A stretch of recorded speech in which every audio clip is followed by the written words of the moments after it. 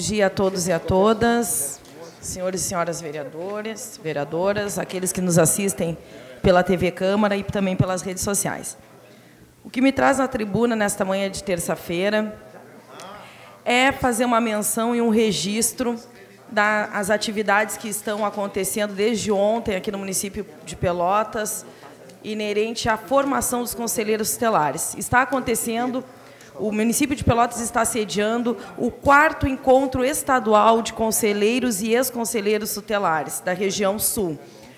Na oportunidade, fui convidada, estive ontem na abertura do evento às 9 horas, que contou com a participação do Juizado da Infância e Juventude, do Ministério Público, da Delegacia da Infância, dos conselhos tutelares de diversas regiões e do representante nacional da Associação dos Conselheiros Tutelares, senhor Jefferson.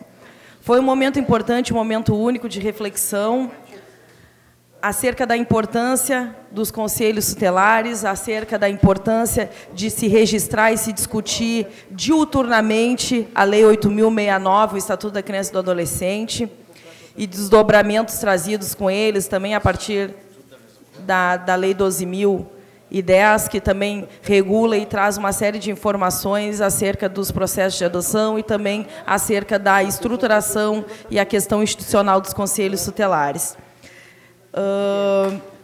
O tema desse ano do encontro de formação dos conselheiros tutelares é falar sobre o trabalho infantil, é falar sobre a escuta protegida. E, nesse sentido, faço um registro, um importante registro, que ontem, 12 de junho, não foi apenas Dia dos Namorados. Foi o Dia Nacional de Combate ao Trabalho Infantil. E aqui no município de Pelotas, a data também é referenciada e também é mencionada, pois a Lei 6.029 de 2013, um projeto de lei do senhor vereador Anderson Garcia, instituiu no município o Dia Municipal de Combate ao Trabalho Infantil. É claro que é utópico, senhores e senhoras vereadoras, querer falar sobre erradicação, né, totalizar a erradicação do trabalho infantil, não só no município de Pelotas, mas no Brasil de um modo geral, porque ainda há a inversão muito grande de valores, a covardia do adulto e a forma de exploração e de ver a criança não apenas como um sujeito de direito, mas também alguém como um objeto que pode fazer uso e pode fazer um trabalho forçado ou desenvolver atividades tão perigosas e que seriam desenvolvidas pelo público adulto. Então, refletir sobre o 12 de junho é, sem sombra de dúvida, importante, e não só no dia 12 de junho, mas durante o ano inteiro. É importante para nós, parlamentares, assim como toda a comunidade de um modo geral, saber o que o município vem desenvolvendo acerca de políticas voltadas à redução do trabalho infantil no nosso município. Pelotas vem sendo referência no trato de políticas públicas e desenvolvimento de atividades com vistas à redução desse trabalho infantil. Os serviços de convivência e fortalecimento de vínculos, vinculados às secretarias, ao Centro de Referência de Assistência Social, são um elo entre a sociedade e a Secretaria de Assistência. É o braço da assistência social. E nos serviços de convivência existem projetos sociais que acolhem em turno inverso as crianças e adolescentes que se encontram em alguma situação de vulnerabilidade social e muitas vezes também em situação de trabalho infantil.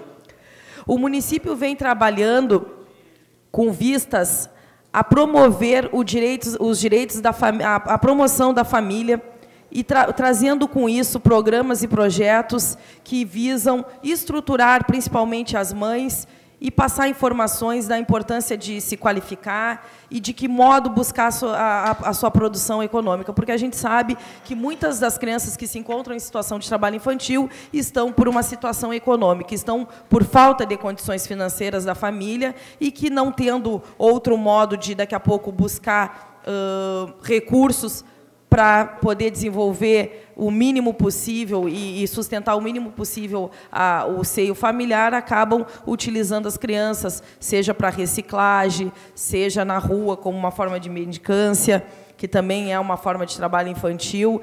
Então, com vistas nisso, se foi discutido bastante na tarde de ontem a importância dos municípios em estruturar nas suas regiões projetos com vistas à redução do trabalho infantil e à promoção, principalmente das famílias que se encontram em situação de vulnerabilidade social.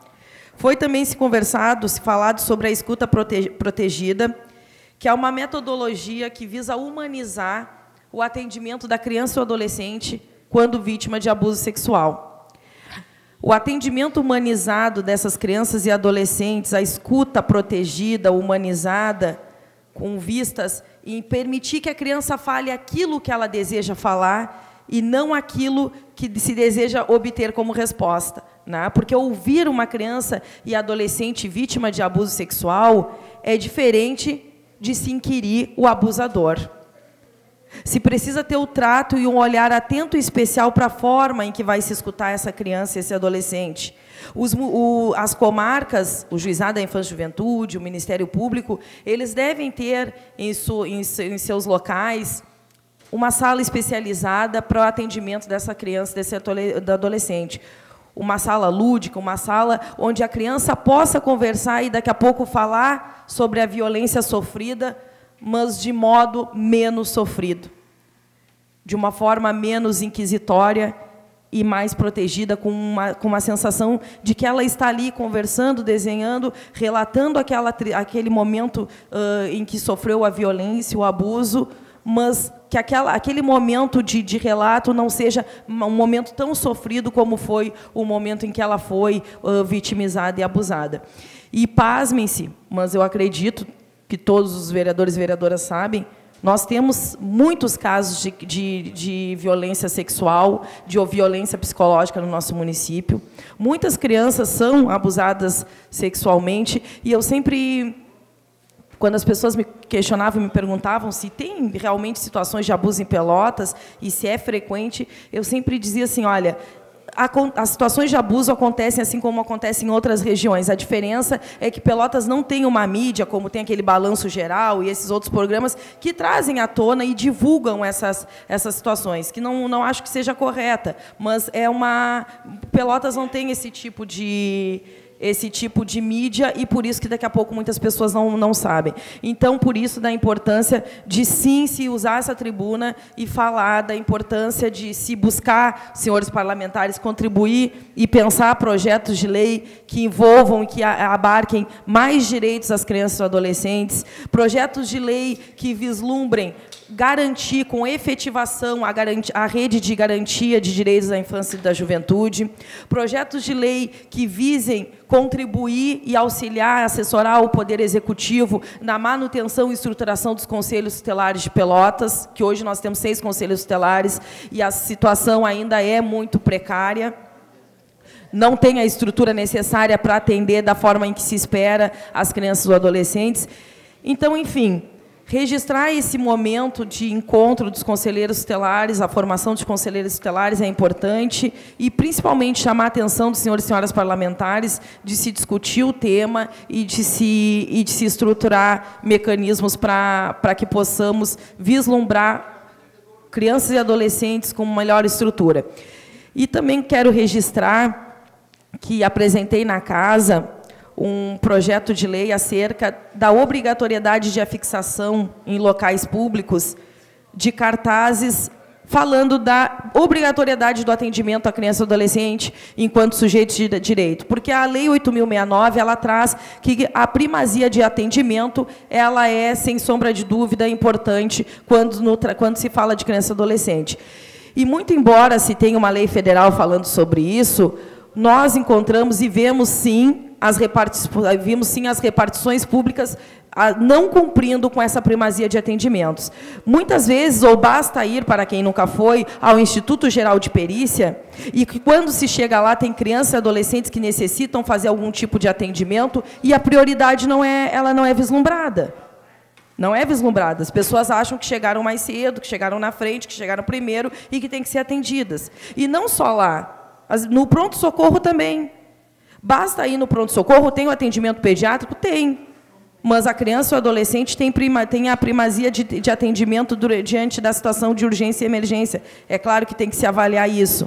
Mas a primazia de atendimento ela tem que acontecer, não só no Instituto Geral de Perícia, não só no pronto-socorro municipal, mas em todos os locais que atendam crianças e adolescentes. Então, eu deixo esse registro do projeto de lei, que eu sei que daqui a pouco vai ter que sofrer um reajuste, mas lembrar vocês que, muito embora exista uma lei federal, as pessoas não têm incutido em suas mentes e na sua visão de mundo de criança e adolescente são, sim, prioridade absoluta. Então, retomaremos com essa discussão em um momento oportuno. Bom dia a todos.